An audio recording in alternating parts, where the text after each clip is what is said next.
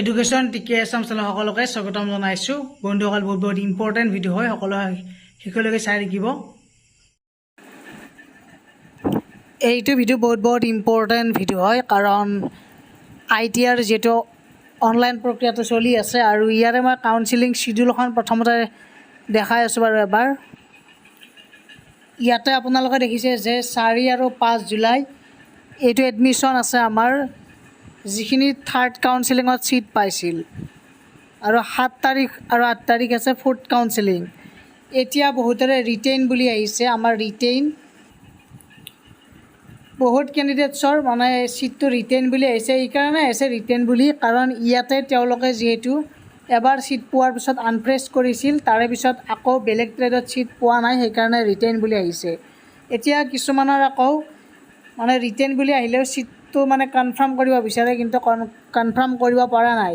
এতিয়া বহুত আছে কিজানি এনেকুৱা, মোক কমেণ্ট কৰি জনালে হ'ল যে কিছুমানে ৰিটেইন বুলি আহিছে আৰু দুবাৰকৈ ছিট পাইছে, ৰিটেইন বুলি আহিছে কিন্তু ছিটটো কনফাৰ্ম কৰিব পৰা নাই, ফ্ৰিজ কৰিব পৰা নাই, ফ্ৰিজ কৰিব বিচাৰিছিল।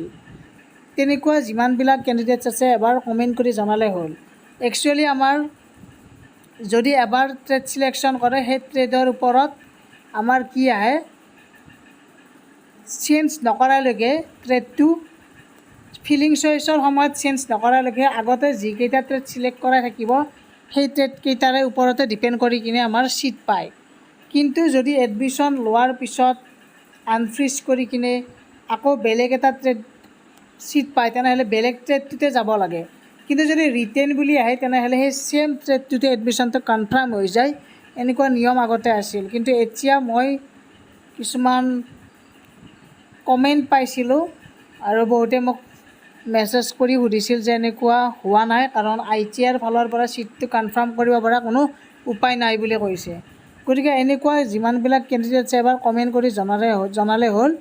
একচুৱেলি আমাৰ এতিয়া যদি তেনেকুৱা হৈছে, তেনেহ'লে ফ'ৰ্থ কাউন্সিলিঙলৈকে ৱেইট কৰিব লাগিব। এতিয়া যদি ফ'ৰ্থ কাউন্সিলিঙত নতুনকৈ ট্ৰেড ছিলেকশ্যন কৰিব পাৰে, ফ'ৰ্থ কাউন্সিলিঙত 7 তাৰিখ 8 তাৰিখ আছেতো, গতিকে ইয়াতে আপোনালোকৰ নতুনকৈ ট্ৰেড যদি ছিলেক্ট কৰিব পাৰে, তেনেহ'লে জানিব যে নিউ ট্ৰেড এটা পোৱাৰ চান্স থাকিব। আগতে যদি পাইছিলোঁ, নতুন ট্ৰেড এটা আপগ্ৰেড হোৱাৰ চান্স থাকিব। কিন্তু যদি ইয়াত ফ'ৰ্থ কাউন্সিলিঙতো যদি কোনোবাই ট্ৰেড ছিলেকশ্যন কৰিব নোৱাৰে, তেনেহ'লে এই যে ফাৰ্ষ্ট ছেকেণ্ড থাৰ্ড এইবিলাক কাউন্সিলিঙত যি ট্ৰেড ছিলেক্ট কৰিছিল, তাৰে ৰিটেইন বুলি অহা ট্ৰেডটোৱে তাৰমানে কি হ'ব, কনফাৰ্ম হৈ যাব।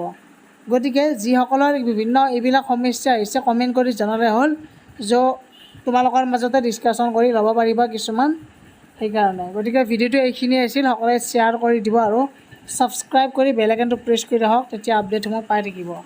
ভিডিঅ'টো আজি ইমানেই, ধন্যবাদ, থেংক ইউ।